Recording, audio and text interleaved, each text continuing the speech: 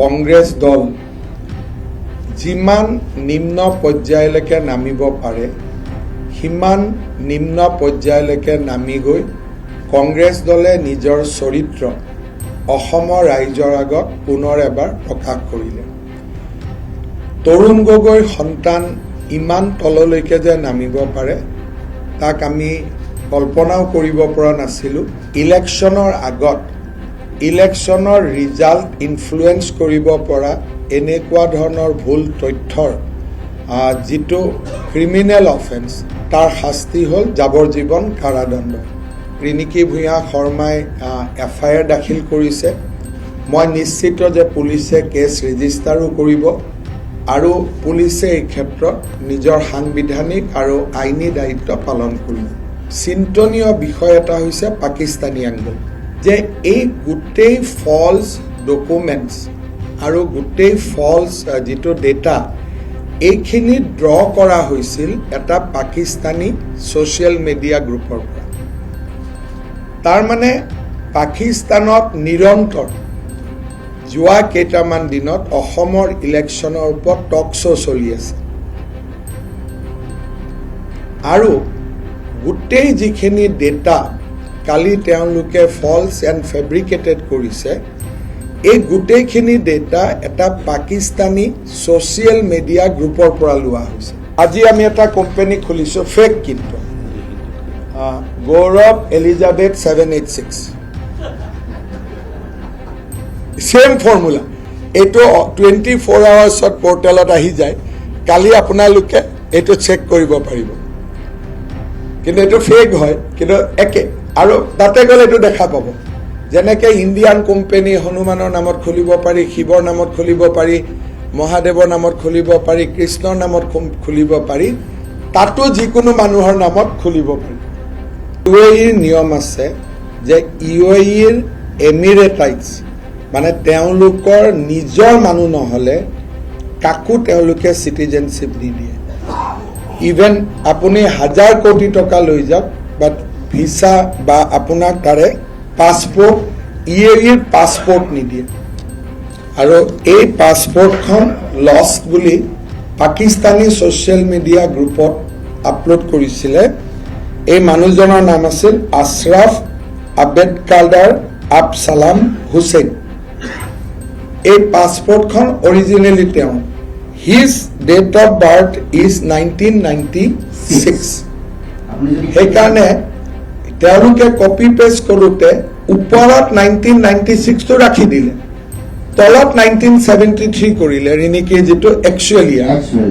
যেতিয়া আমি এই দুটা কনফিউজন পালোঁ যে এটাত একেখন পাছপৰ্ট, এটাত ডেট লিখা আছে 1996 চিৰিজটোত, তলত লিখা আছে 1973, দিছ raise the alert.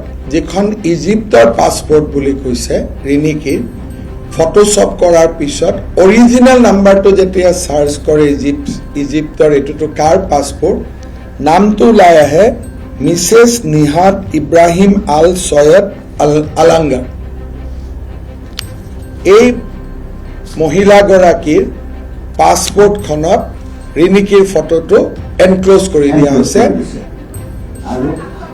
Mrs Nihat Ibrahim Al Sayed আলাংগাৰ।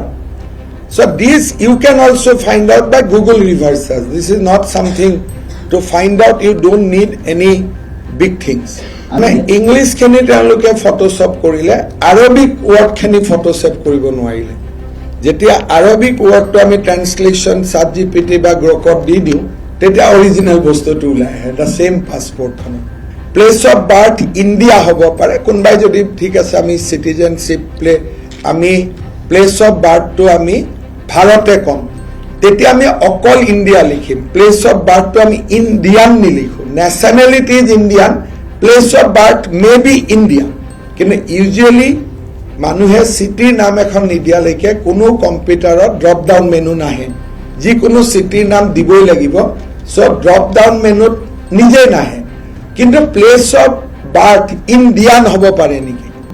ৰিণিকীৰ original ফেচটো আৰু ইয়াত থকা ফেচ কেইখন পাছপৰ্টত, কাৰণ পাছপৰ্টত দিয়া গোটেইখিনি ফটো AI পৰা ওলোৱা, এইটো ৰিণিকীৰ অৰিজিনেল পিকচাৰ।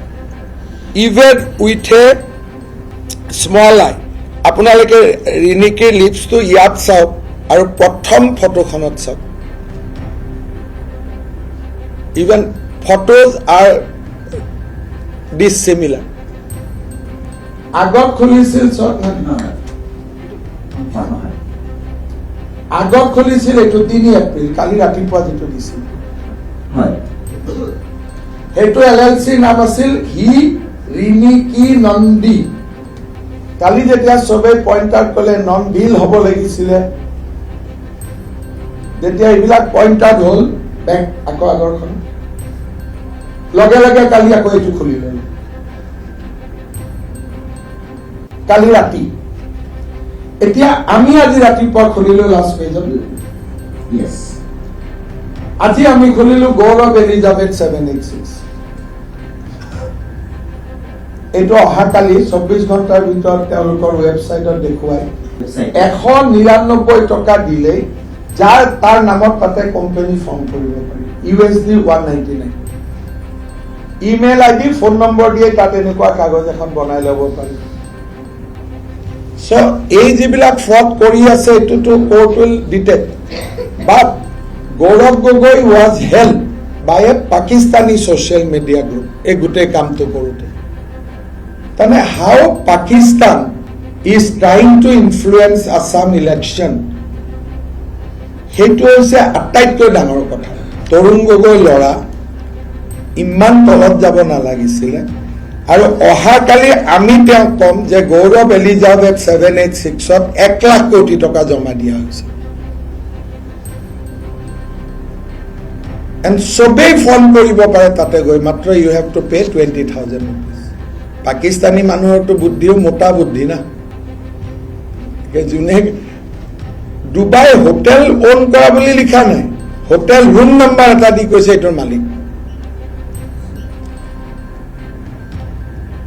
ৰিণিকে লিখে SHARMA কিন্তু কেতিয়াবা কেতিয়াবা মই যদি ৰিণিকেৰ নামটো লিখো মই SA লিখি দিওঁ কাৰণ ময়ো SA লিখো সেইকাৰণে দে গট মিছলিডেড মানে মই বেসিক্যালি পবন খেৰাক লৈ চিন্তা কৰা নাই এটা ফালতু মানুহ হয় কিন্তু মানে তৰুণ গগৈ লৰাৰ কলমটো চাইও ভাল লাগা নাই কংগ্ৰেছে দুটা কাম কৰি আছিল এটা মোৰ আৰু পিজুছৰ নামত এটা টেলিফোনিক কনভাৰসেশন তেওঁলোকে মৰ্ফ কৰিব চাই আছিল ৰিগাৰ্ডিং জুবিন ইস্যু আৰু কাগজ বনাব বাট খেৰাৰ এন্ডিংটো অসমৰ জেলতে হ'ব লাইফৰ এই গোটেই ডেটাটো হেল্প কৰিছে পাকিস্তানে